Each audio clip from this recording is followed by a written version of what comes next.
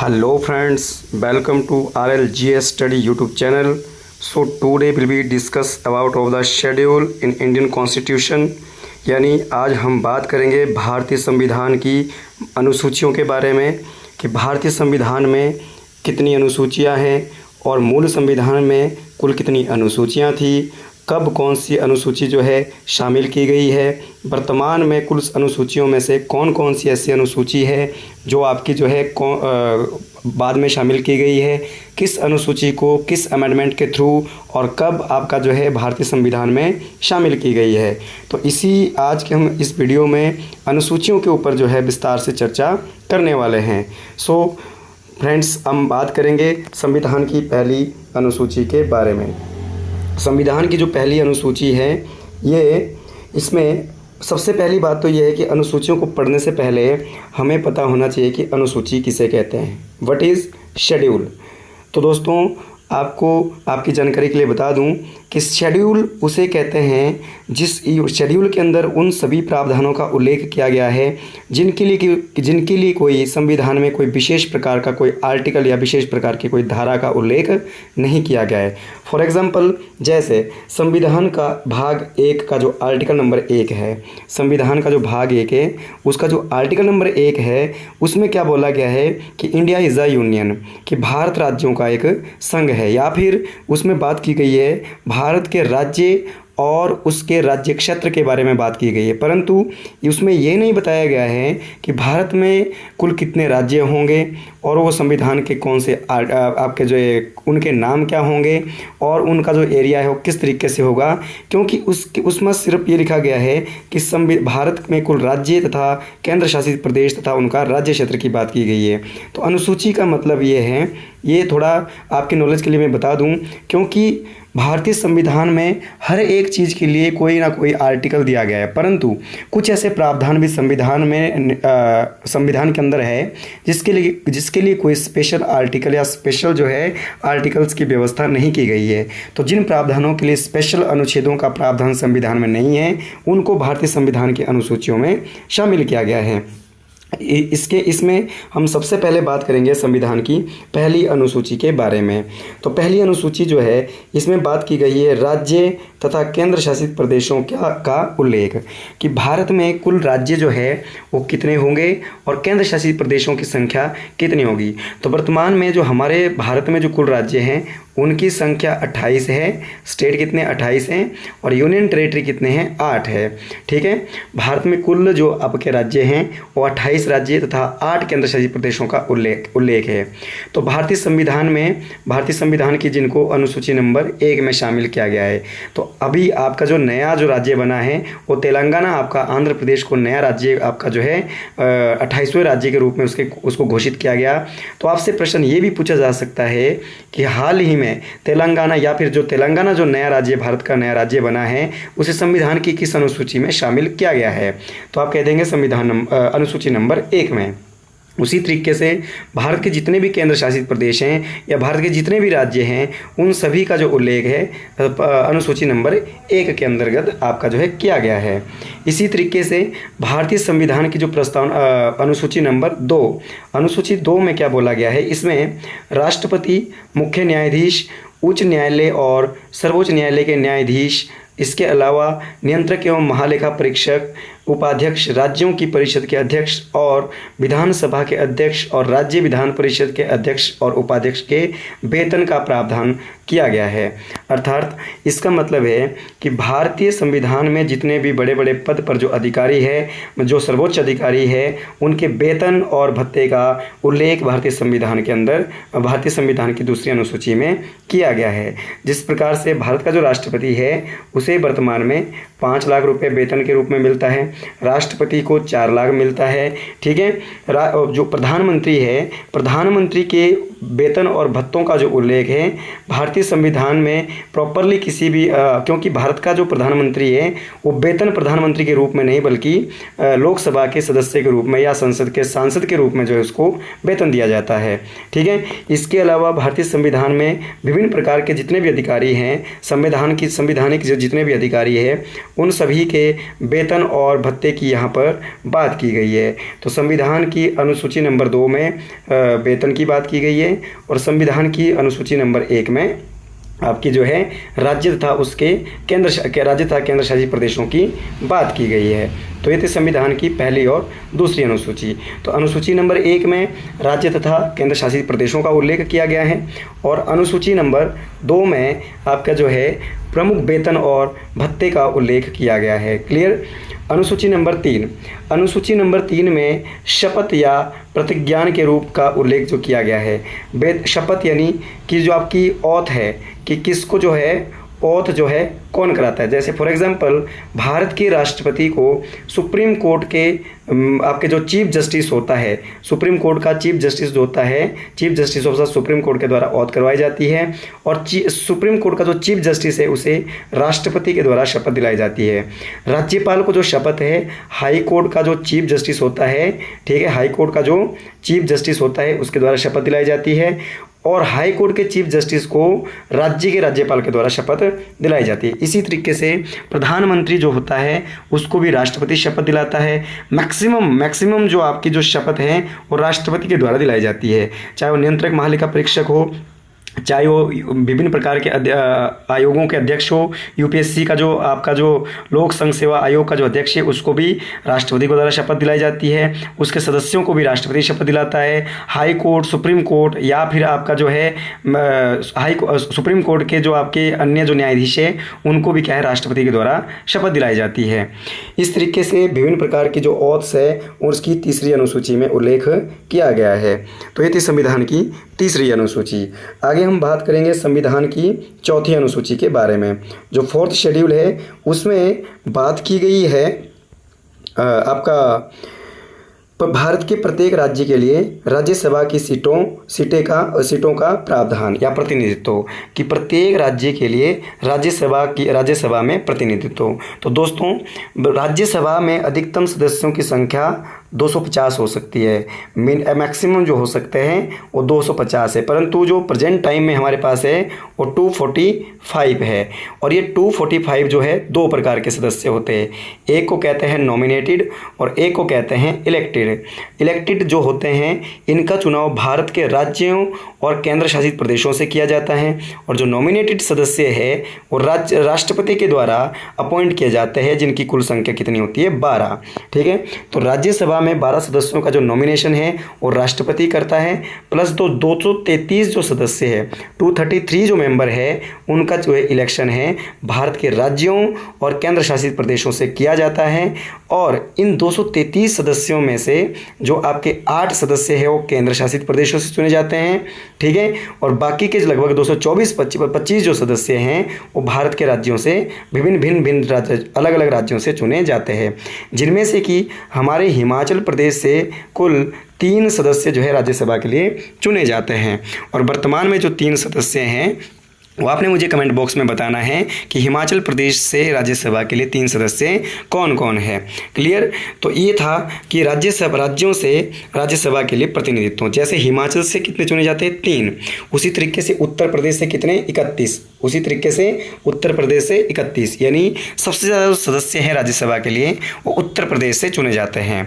तो ये था राज्यसभा के आपका जो है राज्यसभा में प्रतिनिधित्व विभिन्न राज्यों का। आई होप आपको वीडियो अच्छी लगी होगी और अगर वीडियो अच्छी लगी है तो प्लीज़ लाइक और कमेंट और शेयर ज़रूर करिएगा। चलिए आगे बढ़ते हैं। अगली जो अनुसूची है वो है 5वीं अनुसूची, वो है आपकी 5वीं अनुसूची। देखिए फर्स्ट जो शेड्यूल है, फर्स्ट शेड्यूल में हमने बात किया था राज्य तथा केंद्र शासित प्रदेशों का उल्लेख। दूसरी अनुसूची में हमने बात किया था वेतन और भत्ते के बारे में। तीसरी अनुसूची में हमने बात किया था शपथ का जो है उल्लेख किया गया है। चौथी जो अनुसूची में हमने देखा राज्यसभा के लिए या राज्यसभा के अंदर प्रत्येक राज्य का जो है आपका प्रतिनिधित्व।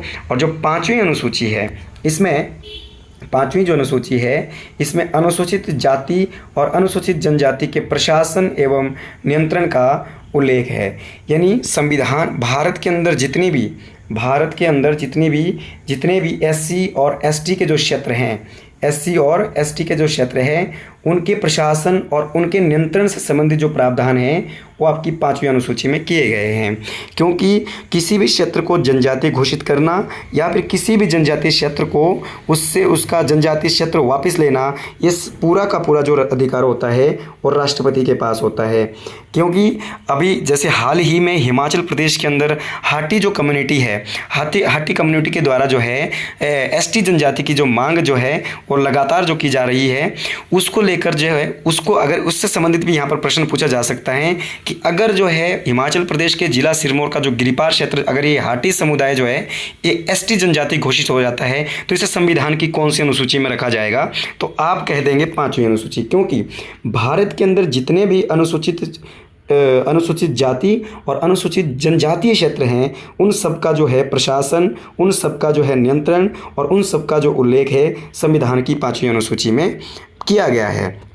तो ये थी संविधान की 5 अनुसूचियाँ। आई होप आपको ये बिल्कुल लर्न हो चुकी होगी। पहले में हमने पढ़ा राज्य और केंद्र शासित प्रदेशों का उल्लेख, दूसरे में हम पढ़ रहे हैं वेतन और भत्ते, तीसरे में हमने पढ़ी शपथ, चौथे में हमने पढ़ा राज्यसभा के लिए राज्यों से प्रतिनिधित्व और 5वां में हमने पढ़ा SC और ST के प्रशासन और नियंत्रण का उल्लेख। तो ये थी आपकी संविधान की 5 अनुसूचियाँ। अभी हम अगली अनुसूची में बात करेंगे, अनुसूची नंबर 6। क्योंकि जो अनुसूची का जो टॉपिक है, ये भारतीय संविधान की जो अनुसूचियाँ हैं ये काफ़ी ज़्यादा महत्वपूर्ण और वैल्यूबल टॉपिक है। यहाँ से ऑल कम्पिटिटिव एग्ज़ाम में जो है प्रश्न पूछ किए जाते हैं। खासकर अभी हाल ही में जितने भी स्टेट के एग्ज़ाम होते हैं या फिर जितने भी, वैसे तो हर एग्ज़ाम में यहाँ से क्वेश्चन आता है, परंतु खासकर जब भी जो हिमाचल में जो आगामी जो परीक्षा होने वाली है TGT कमीशन, JBT कमीशन और एंड ऑल अदर जो कॉम्पिटिटिव एग्ज़ाम के लिए एक टॉपिक जो है काफ़ी वैल्यूबल रहने वाला है। ठीक है, अगला जो क्वेश्चन है, अगला जो अनुसूची नंबर आपका जो है 6। तो अनुसूची 6 में क्या बोला गया है? 4 राज्यों के लिए विशेष प्रावधान यहाँ पर किए गए हैं। 4 राज्य कौन कौन से? असम, मेघालय, त्रिपुरा और मिजोरम। ठीक है, असम, मेघालय, त्रिपुरा और आपका जो है मिजोरम, ये जो 4 राज्य हैं। और लद्दाख जो है जनजातीय, और लद्दाख में जनजातीय क्षेत्र के प्रशासन के लिए भी इसमें प्रावधान किया गया है। राज्य कितने हैं? 4। और केंद्र शासित प्रदेश भी इसमें क्या है, अभी हाल ही में शामिल कर दिया गया, क्योंकि लद्दाख को भी जो है जनजातीय क्षेत्र अभी जो है वो घोषित किया गया है। क्योंकि इन 4 राज्य ऐसे हैं जहाँ पर सर्वाधिक जनजातीय जो एरियाज़ हैं और जनजातीय लोग यहाँ पर रहते हैं, भिन्न भिन्न आदिवासी लोग और भिन्न प्रकार के जो है आपके आदिवासी समुदाय के लोग रहते हैं। इसीलिए उनको डेवलप करने के लिए और संविधान के द्वारा उनको डेवलप करने के लिए और उनके व्यक्तित्व का विकास करने के लिए संविधान के द्वारा उनके लिए कुछ विशेष प्रावधान जो है या फिर विशेष जो प्रशासन की जो है विशेष प्रशासन के लिए प्रावधान इसमें किया गया है। तो ये ध्यान रखना है आपने कि कई बार क्वेश्चन आ जाता है कि 6ठी अनुसूची में निम्नलिखित में से कौन सा राज्य शामिल नहीं है। तो इसमें आपने ध्यान रखना, Assam, A for Assam, M for Meghalaya और आपका T फॉर त्रिपुरा। ठीक है, या फिर आप किसको ऐसे भी लिख सकते हैं ATM। ठीक है, जैसे आप ATM सबको याद रह जाता है इस तरीके से, जैसे कि इसको आप इस तरीके से भी याद रख सकते हैं ATM। ठीक है, ATM, A मतलब असम, T मतलब त्रिपुरा, M मतलब मेघालय। ठीक है, M मतलब मेघालय, और इस तरीके से आप रह सकते हैं मेघालय के साथ साथ आपका जो है मिजोरम। असम, त्रिपुरा, मेघालय और मिजोरम। ATM यानी M आपने 2 बार करना है, ATMM। और अगर केंद्र शासित प्रदेश है आपका लद्दाख, तो इस तरीके से भी आप इसको ध्यान रख सकते हैं, ATM या ATMM। ठीक है, तो इसमें ये जो 4 राज्य हैं और आपका जो 5वां जो है वो लद्दाख है, इसको भी जनजातीय क्षेत्र घोषित किया गया है हाल ही में, और इसी कारण से इसको भी इसमें शामिल कर दिया गया है। अगली जो अनुसूची हमारे पास अनुसूची नंबर 7। अनुसूची नंबर 7, अगर अनुसूची 7वीं अनुसूची की अगर बात करें तो दोस्तों 7वीं जो अनुसूची है इसमें केंद्र और राज्य इसमें मुख्यतः संघ और राज्य के बीच में शक्ति का विभाजन किया गया है। सबसे पहले कुछ शक्तियां, क्योंकि भारत में संघीय आपके जो संसदीय शासन प्रणाली है या फिर संघात्मक शासन प्रणाली भारत ने अपनाई है, और संघात्मक शासन प्रणाली में जो शक्तियां हैं, देश की जो समस्त शक्तियां हैं, वो किसी एक व्यक्ति के हाथ में केंद्रित ना होकर के वो जो शक्तियां हैं उसका डिवाइडेशन किया जाता है। तो इसी तरीके से भारत में जो शक्तियां हैं उसका जो विभाजन है वो 3 प्रकार से किया गया है।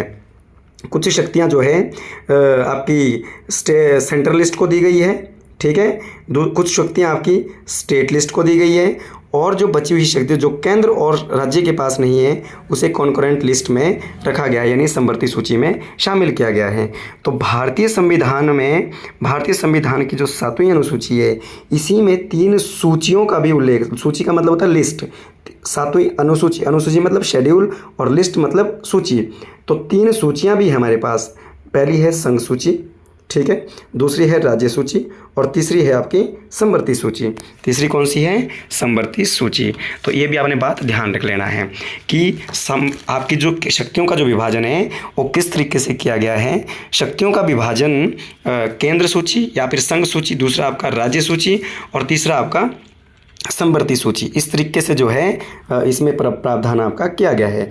अब प्रश्न ये बनता है कि किस सूची में कितने विषय हैं, किस सूची में कितने विषय हैं। तो आपने ध्यान रख लेना कि जो आपकी संघ सूची है, संघ सूची में अभी वर्तमान में, संघ सूची में जो है वर्तमान में अभी 100 विषय है। कितने हैं? 100 विषय हैं। और राज्य सूची में अब 66 विषय नहीं, बल्कि अभी जो रह गया इसमें वो रह गए हैं 61 विषय, ठीक है। कितने? 61। पहले इसमें 66 विषय थे और अभी कितने हो गए? इसमें 61 विषय हो गए। और जो समवर्ती सूची है, इसमें से जो समवर्ती सूची में अभी 47 को बढ़ा करके 52 विषय इसमें हो गए हैं। वर्तमान में अभी कितने विषय हो गए इसके? 52 विषय इसके हो गए हैं। तो ये भी आपने बात ध्यान रख लेना है, क्योंकि राज्य सूची के 5 विषय को किस में ऐड कर दिया गया है? आपकी जो है किस में कर दिया गया है? समवर्ती सूची में। तो आपसे कईयों बार ये प्रश्न आ भी चुका है एग्जाम में कि निम्नलिखित में से किस एक सूची के विषयों 5 विषयों को हटा करके समवर्ती सूची में शामिल किया गया है। तो कौन सी सूची के विषय को हटाया गया है? राज्य सूची के 5 विषय को। तो पहले इसके बाद 66 थे, तो 66 में से जो 5 जो विषय हैं वो लेस कर दिए गए हैं, और इन 5 को कहाँ ऐड कर दिया है? समवर्ती सूची में। तो ये 5 विषय कौन कौन से हैं? तो ये 5 जो विषय है आपके पास, सबसे पहले आपका शिक्षा, सबसे पहले शिक्षा यानी एजुकेशन। तो ये भी आपने ध्यान रख लेना है। पहला विषय कौन सा है? एजुकेशन। दूसरा जो विषय है वो है आपका फॉरेस्ट, शिक्षा और वन, दूसरा जो विषय है वो क्या है? फॉरेस्ट है। तीसरा जो विषय है वाइल्ड लाइफ यानी वन्य जीव, वाइल्ड लाइफ, और साथ में आपका जो वर्ल्ड जो है प्रोटेक्शन यानी आपका पक्षी संरक्षण, ये एक ही विषय है, वाइल्ड लाइफ और पक्षी संरक्षण। दूसरा है आपका फॉरेस्ट, तीसरा हो गया आपका कौन सा? शिक्षा, ठीक है। और चौथा जो है माप तोल, चौथा कौन सा है? मेजरमेंट यानी माप जो है, माप तोल। तो ये भी आपने ध्यान रख लेना है, माप तोल, क्लियर? माप तोल।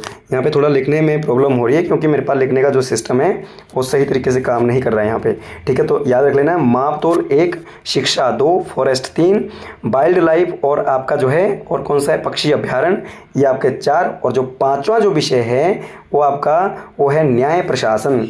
वो कौन सा? न्याय प्रशासन की भी यहाँ पर जो है बात की गई है। तो न्याय जो प्रशासन है, सुप्रीम कोर्ट के न्यायिक संगठनों को छोड़कर, सुप्रीम कोर्ट के अलावा सुप्रीम कोर्ट के न्यायिक व्यवस्था को छोड़ करके न्याय जो प्रशासन में सुधार करने का जो मुख्य जो दायित्व है वो समवर्ती सूची को दिया गया है, ताकि राज्य तथा केंद्र की तरफ से न्याय के जो प्रशासन है या न्यायिक जो प्रशासन है उसमें काफ़ी ज़्यादा सुधार किया जाए, इसीलिए जो विषय है समवर्ती सूची को दिया गया है। तो एक बात और आपने ध्यान रख लेना है कि जो केंद्र सूची के जो विषय हैं, केंद्र सूची के कुछ विषय है जैसे सेना, ठीक है, जिसके ऊपर सेना, दूसरा जैसे आपका NH नेशनल हाईवे, या फिर वीज़ा, पासपोर्ट, ये सारे किसके विषय हैं, या फिर परमाणु ऊर्जा सुरक्षा, ठीक है, इस तरीके के सारे जो विषय हैं किसके हैं, केंद्र सूची के या संघ सूची के हैं। तो इन सभी विषयों के ऊपर केवल केंद्र सरकार ही कानून बना सकती है। यानी संघ सूची या केंद्र सूची के विषय पर कौन कानून बनाता है, तो केंद्र सरकार बनाती है। और राज्य सूची के विषय पर राज्य सरकार कानून बनाती है। राज्य सूची के विषय पर राज्य सरकार ही कानून बनाती है। और एक बात आपने ध्यान रखना, समवर्ती सूची के विषयों पर सेंट्रल गवर्नमेंट और स्टेट गवर्नमेंट दोनों कानून बना सकते हैं। स्टेट गवर्नमेंट भी कानून बना सकता है और सेंट्रल गवर्नमेंट भी कानून बना सकता है और स्टेट गवर्नमेंट भी कानून बना सकता है। परंतु अगर दोनों के अंदर यदि ऐसी स्थिति आ जाए कि किसी को मान लीजिए जो शिक्षा है वो किसका एक विषय है, वो समवर्ती सूची का विषय है। यदि शिक्षा के ऊपर सेंट्रल गवर्नमेंट और स्टेट गवर्नमेंट के अंदर क्या है, झगड़ा पैदा हो जाए, यदि राज्य समवर्ती सूची के किसी विषय पर कानून बनाने के संदर्भ में केंद्र और राज्य सरकार में विवाद हो जाता है, तो ऐसे समय में सुप्रीम कोर्ट के द्वारा ये डिसीजन लिया जाता है या फिर ये प्रावधान किया गया है कि केंद्र सरकार के द्वारा बनाया गया कानून ही वैलिड माना जाएगा। क्योंकि अगर केंद्र सरकार शिक्षा को लेकर के कानून बनाती है तो संपूर्ण देश में लागू रहेगा, परंतु अगर स्टेट गवर्नमेंट कानून बनाती है तो केवल वो जो कानून है उसी राज्य तक सीमित रहेगा, जिसका प्रभाव केवल उसी राज्य तक रहेगा। इसीलिए समवर्ती सूची पर अगर इस प्रकार का विवाद हो जाए कानून बनाने के संदर्भ में, तो सेंट्रल गवर्नमेंट के द्वारा बनाया गया कानून वैलिड माना जाएगा। दूसरी बात यह है कि जो स्टेट गवर्नमेंट है, कई बार क्वेश्चन आ जाता है कि राज्य सूची के विषय पर या फिर राज्य सूची के विषय को कब केंद्र सरकार जो है कानून बनाती है, या फिर वैसे तो मैंने अभी आपको बताया कि राज्य सूची के तमाम विषयों पर राज्य सरकार ही कानून बनाती है। पर कुछ एक स्थितियां ऐसी आ जाती है जब राज्य सूची के विषय पर भी केंद्र सरकार कानून बनाने लग जाती है। और ऐसी स्थिति तब आती है जब किसी राज्य में इमरजेंसी लगी हो, प्रेसिडेंट रूल लगा हो, या फिर किसी राज्य में क्या हो जाती है, प्रेसिडेंट रूल लग जाता है, या फिर पूरे भारत में इमरजेंसी लागू कर दी जाती है। तो दोस्तों, जब देश या फिर किसी राज्य में इमरजेंसी लागू होती है तो ऐसी स्थिति में राज्य की समस्त जो सरकारें हैं वो केंद्र सरकार के अधीन कार्य करती हैं। वैसे तो केंद्र सरकार के अधीन ही कार्य करती है, परंतु संपूर्ण रूप से जो प्रशासन है उस राज्य का वो केंद्र के अंदर हो जाता है। तो उस राज्य की तमाम विषयों के ऊपर केंद्र सरकार के द्वारा कानून बनाए जाते हैं। तो ये थी 7वीं अनुसूची प्लस आपकी जो है इसके अंदर आने वाली प्रमुख लिस्ट। ठीक है, आई होप आपको वीडियो अच्छी लगी होगी। अगर अब वीडियो अच्छी लगी है तो दोस्तों लाइक और शेयर जरूर करना और चैनल को सब्सक्राइब करना मत भूलना। इसी के साथ जो 7वीं अनुसूची में जो केंद्र सूची के कुछ विषय हैं, राज्य सूची के कुछ विषय ऐसे जैसे आपका पुलिस प्रशासन, ये राज्य का एक आपका जो है विषय है, या फिर आपका बिजली है, पानी है, तो ये किसके विषय हैं, राज्य सूची के विषय हैं। इनके ऊपर मुख्यतः ये राज्य के अंदर जो है रह करके राज्य सरकार इनके ऊपर कानून बनाती है। और समवर्ती सूची में जैसे जनसंख्या नियंत्रण है, वन है, इसके अलावा आपका भी जो 5 विषय मैंने आपको बताए हैं, जिसमें आपका जो है शिक्षा था, फॉरेस्ट था, वन्यजीव पक्षी संरक्षण, या फिर आपका जो है माप तोल या फिर भार और माप तोल और न्याय प्रशासन जो है, ये सारे के सारे विषय समवर्ती सूची के विषय है। चलिए, तो ये थी आपकी संविधान की 7वीं अनुसूची। पहली अनुसूची में हमने बात किया था राज्य तथा केंद्र शासित प्रदेशों के बारे में। दूसरी अनुसूची में हमने बात किया था वेतन के बारे में। तीसरी अनुसूची में हमने बात किया था किसके बारे में, शपथ के बारे में। चौथी अनुसूची में हमने बात किया था किसके बारे में, आपकी जो है राज्यसभा के प्रतिनिधित्व के बारे में। ठीक है, और आपकी जो है 5वीं अनुसूची में हमने बात किया था SC और ST के प्रशासन से संबंधित हमने इसमें बात की थी। क्लियर। इसी के साथ जो हमने बात की है आगे 6ठी अनुसूची में 4 राज्यों के लिए विशेष प्रावधान, और 7वीं अनुसूची में हमने बात की केंद्र और राज्यों में शक्ति का विभाजन या शक्ति का पृथक्करण प्लस संविधान के अंदर आने वाली 3 सूचियाँ। ठीक है, वैसे दोस्तों, भारत का जब संविधान जब लागू हुआ था 26 जनवरी 1950 को, तो भारतीय संविधान के या अपने मूल संविधान में केवल 8 अनुसूचियां थी, जो कि 8 से अभी वर्तमान में होकर के 12 हो गई है। तो वर्तमान में अनुसूचियों की कुल संख्या 12 है और मूल संविधान में केवल 8 थी। चलिए बात करते हैं संविधान की 8वीं अनुसूची के बारे में। तो संविधान की जो 8वीं अनुसूची है, इसमें भाषाओं का उल्लेख किया गया है कि 22 भाषाओं का इसमें उल्लेख किया गया है। इन 22 भाषाओं में कौन कौन सी है? असमिया है, बंगाली है, गुजराती, हिंदी, कन्नड़, कश्मीरी, मणिपुरी, मलयालम, कोंकणी, मराठी, नेपाली और आपकी ओरियाई, ठीक है, या उड़िया भी बोल सकते हैं, पंजाबी, संस्कृत, सिंधी, तमिल, तेलुगु, उर्दू, संथाली, बोडो, मैथिली और डोगरी। तो ये संविधान की कुल 22 भाषाएं हैं। तो आप शायद इसमें देख पा रहे हैं कि इंग्लिश जो भाषा है, इंग्लिश जो लैंग्वेज है, ये संविधान की 22 भाषाओं के अंतर्गत नहीं आती। जो भारतीय संविधान के जो 22 भाषाओं का जो उल्लेख 8वीं अनुसूची में किया गया है, इसमें अंग्रेजी भाषा को मान्यता नहीं है। अंग्रेजी जो भाषा है, ये आपकी जो है एक ऑफिशियल लैंग्वेज है, इसको कभी भी निरस्त कर दिया जा सकता है। हमारी जो राजकीय भाषा है वो हिंदी है, परंतु भारत की कोई भी जो भाषा है वो राष्ट्रीय भाषा नहीं है, क्योंकि जो भारत है वो बहुभाषी देश है और बहुभाषी होने के कारण भारत का जो संविधान है सभी भाषाओं को मान सम्मान देते हुए भारत की किसी भी एक भाषा को महत्व नहीं देता। दूसरी आपने बात ध्यान रखना कि मूल संविधान में जब हमारा संविधान लागू हुआ तब उसमें केवल 14 भाषाएं शामिल थी, तब उसमें केवल 14 भाषाएं थी। तो और वर्तमान में 14 से बढ़कर कितनी हो गई है? 22 भाषाएं हो गई है। तो मूल संविधान में दोस्तों 14 भाषाएं थी, जो अभी कितनी हो गई है? 22 हो गई हैं। तो अगर आपसे पूछा जाए कि जो 15वीं भाषा है, जो 15वें नंबर की जो भाषा है वो कौन सी बनी? तो बनी सिंधी। कौन सी बनी? सिंधी। 21वां संशोधन सन 1967 को सिंधी भाषा को संविधान की 15वीं भाषा के रूप में शामिल किया गया और 71वां संशोधन 1992 को कोंकणी, मणिपुरी और नेपाली ये क्रमशः आपके जो है 16वीं, 17वीं और 18वीं भाषा बनी। और 92वां संशोधन सन 2003 को इसमें भोजपुरी नहीं आएगी, डोगरी, संथाली, मैथिली और बोडो ये जो भाषाएं हैं वो क्रमशः आगे की जो है आगे की सीरीज़ की भाषाएं बनी। तो सिंधी कौन सी बनी? 15वीं, कोंकणी 16, 17, 18, 19, 20, 21 और 22। तो 22वीं जो भाषा थी जो आपकी जो है लास्ट में जो जोड़ी गई थी 92वां संशोधन सन 2003 में डोगरी, संथाली, मैथिली और बोडो, जबकि 71वें संशोधन सन 1992 को आपका जो है कौन सी भाषाएं जोड़ी गई थी? कोंकणी, मणिपुरी और नेपाली। ठीक है, तो इनको आप ऐसे भी याद कर सकते हैं, जैसे यहाँ पे मैं एक ट्रिक बता रहा हूँ आपको कि किस तरीके से आपने याद रखना है कि कौन सी कब जोड़ी गई थी। ठीक है, क्रमशः भी इनको आप ध्यान रख सकते हैं। जैसे आप लिख सकते हैं नमक। ठीक है, जैसे आप लिख सकते हैं यहाँ पे नमक। क्लियर? जैसे आप लिख दो नमक। ठीक है, तो जैसे आपका न, म और क। न मतलब नेपाली, म मतलब आपका जो है कौन सी मणिपुरी और क मतलब कोंकणी। ठीक है, क मतलब कोंकणी। ठीक है, तो ये आप लिख सकते हैं यहाँ पे मणिपुरी या फिर नेपाली, मणिपुरी और कोंकणी। ये कौन सी बनी क्रमशः? 16वीं, 17वीं और 18वीं। 16वीं, 17वीं और 18वीं। फिर उसके बाद आप रख लो BDM, BDMS, BDMS। ठीक है, बोडो, डोगरी, बोडो हो गई, डोगरी हो गई और आपकी जो है मैथिली हो गई और संथाली हो गई। इस तरीके से आप याद रख सकते हैं इसको।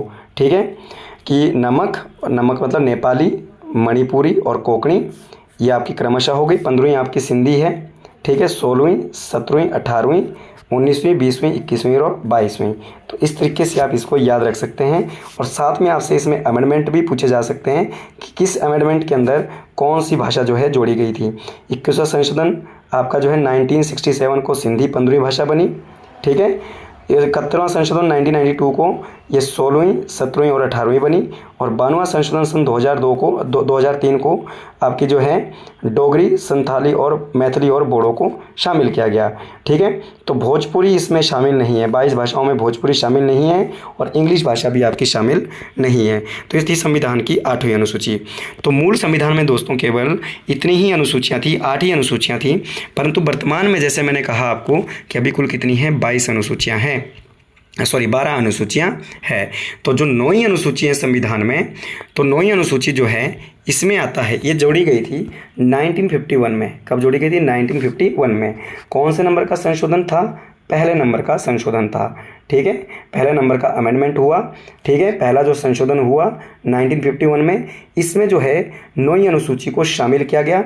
और इसमें क्या बात की गई? इसमें भूमि स्वामित्व, भूमि कर, रेलवे उद्योग से संबंधित अधिनियम और आपके जो है आदेश शामिल है। और संपत्ति का अधिकार अभी मौलिक अधिकार नहीं। इसमें जो संपत्ति अधिग्रहण है, संपत्ति को आप अपना जो है संपत्ति रखना या फिर संपत्ति पर आपका जो है मौलिक अधिकार या संपत्ति के मौलिक अधिकार को यहाँ पर जो है निलंबित किया गया था।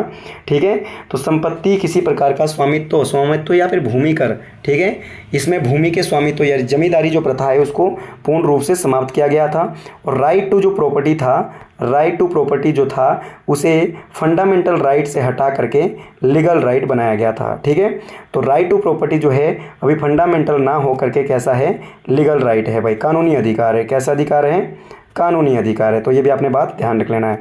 अगर आपसे पूछा जाए कि राइट टू प्रॉपर्टी मौलिक अधिकार कब बना था, ठीक है, अब ध्यान रखें इसके तहत सॉरी जो है आपकी जो 1951 में राइट टू प्रॉपर्टी को फंडामेंटल राइट बनाया गया था। ठीक है, हटाया नहीं गया था बल्कि बनाया गया था। ठीक है, तो ये बात थोड़ा यहाँ पर करेक्शन कर लेंगे कि जो आपका संपत्ति का अधिग्रहण है, संपत्ति अधिग्रहण है, इसमें इसको शामिल किया गया था। ठीक है, तो ध्यान रख लेना बात, इसमें जो है संपत्ति अधिग्रहण को शामिल किया गया था, भूमि स्वामित्व को भी शामिल किया गया था। तो ये इसमें जोड़ा गया था ना, ये तो ये आपकी जो है जोड़ी गई थी, हटाई नहीं गई थी बल्कि जोड़ी गई थी। तो ये आपने ध्यान रखना, भूमि स्वामित्व प्लस आपका जो है संपत्ति के अधिकार को यानी राइट टू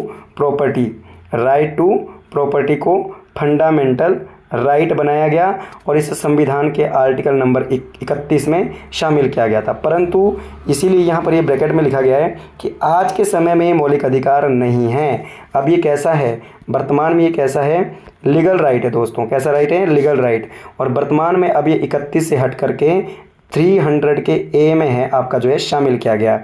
और ये जो प्रावधान है यानी जो राइट टू प्रॉपर्टी है, इसे आर्टिकल 31 से हटा करके लीगल राइट जो बनाया गया था वो 44वां संशोधन 1978 में ये प्रावधान किया गया था।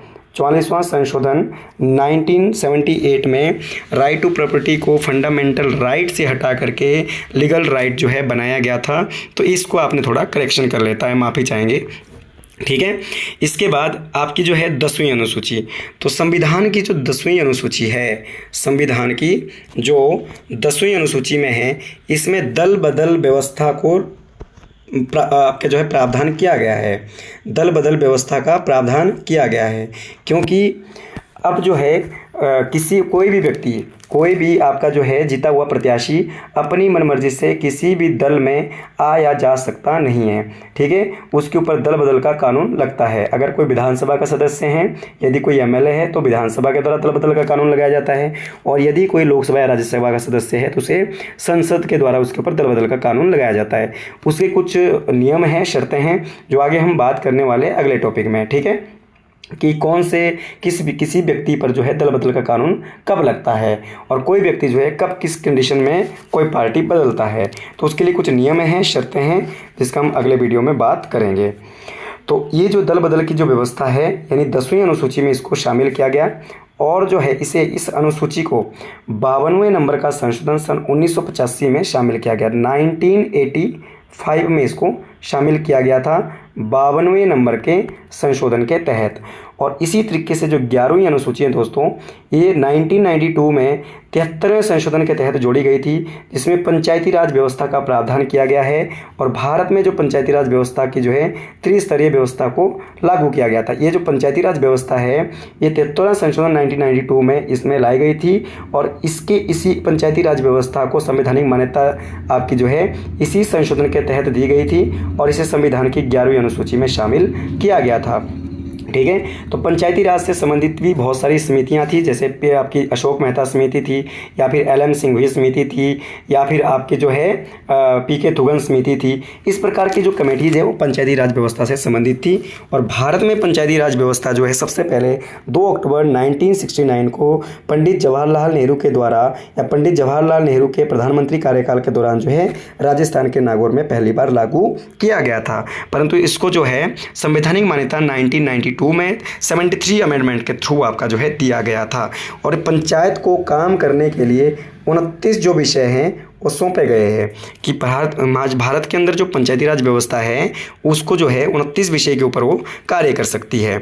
जबकि इसको लागू करने का जो आदेश है संविधान का जो आर्टिकल नंबर 40 है, आर्टिकल नंबर जो 40 है उसमें DPSP में बोला गया है कि राज्य का मुख्य कर्तव्य होगा कि वो अपने इकाई प्रशेष या फिर अपने राज्य के अंदर निम्नलिखित में से आपके राज्य के अंदर जो है विभिन्न प्रकार की पंचायतों को लागू करने के प्रावधान यहाँ पे जारी किए गए हैं या निर्देश आपके जारी किए गए हैं। ठीक है, DPSP के अंदर आर्टिकल नंबर 40 के अंदर। ठीक है, DPSP में आर्टिकल नंबर 40 और जो है आपका अनुसूची नंबर 11 और विषय कितने हैं इसके पास 29 विषय हैं और संवैधानिक मान्यता कब मिली 73वां संशोधन 1992। ठीक है, अच्छा 12वीं यानी जो अंतिम अनुसूची है संविधान की ये 74वां संशोधन 1992 में इसको भी जोड़ा गया और इसमें नगर निगम के प्रावधान को शामिल किया गया है, यानी जो नगर प्रशासन है शहरी इलाकों का विकास करने के लिए नगर प्रशासन को इसमें शामिल किया गया है। तो इसे जो संवैधानिक मान्यता दी गई वो 74वें संशोधन 1992 को दी गई थी और इसे कार्य करने के लिए दोस्तों 18 विषय दिए गए थे। ठीक है, तो नगर प्रशासन के पास कार्य करने के लिए कुल कितने विषय हैं 18 और पंचायती राज व्यवस्था के पास कुल कितने हैं 29 विषय हैं। तो ये थी संविधान की आपकी जो है 12 अनुसूचियाँ। तो इसमें जो मुख्यतः जो आपने ध्यान रखना है, तो वैसे तो सारी ही महत्वपूर्ण है, इसमें से कहीं से भी प्रश्न आ जाता है, परंतु कईयों बार आपसे मैक्सिमम जो टाइम क्वेश्चन यहाँ से रहते हैं संविधान की जो 9वीं अनुसूची है, 10वीं अनुसूची है और 11वीं और 12वीं जो अनुसूची है ये सबसे महत्वपूर्ण है, ये आपसे सबसे ज़्यादा पूछी जाती है। इसीलिए आपने इन सबको एक नज़र में ध्यान रखना है।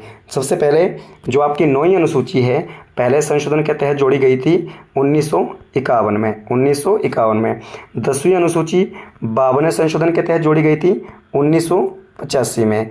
ठीक है, आपकी जो है 10वीं अनुसूची के लिए 9वीं कब जोड़ी गई थी पहले संशोधन के तहत 1951 में, 10वीं अनुसूची 52वें संशोधन में 1985 में, 11वीं जो अनुसूची है ये आपकी 73वें संशोधन के तहत जोड़ी गई थी आपका 1992 में और आपका जो 12वीं अनुसूची है वो 74वें संशोधन के तहत जोड़ी गई थी कब 1992 में। तो 11वीं 9वीं 10वीं और 11वीं और 12वीं जो अनुसूचियां हैं ये आपकी किस अमेंडमेंट के थ्रू जोड़ी गई थी, किस जो है आपकी किस वर्ष जोड़ी गई थी, किस में किस प्रकार का प्रावधान किया गया है और किस प्रकार के प्रावधान को कौन से अनुसूची में रखा गया है। तो ये थी संविधान की 12 अनुसूचियाँ।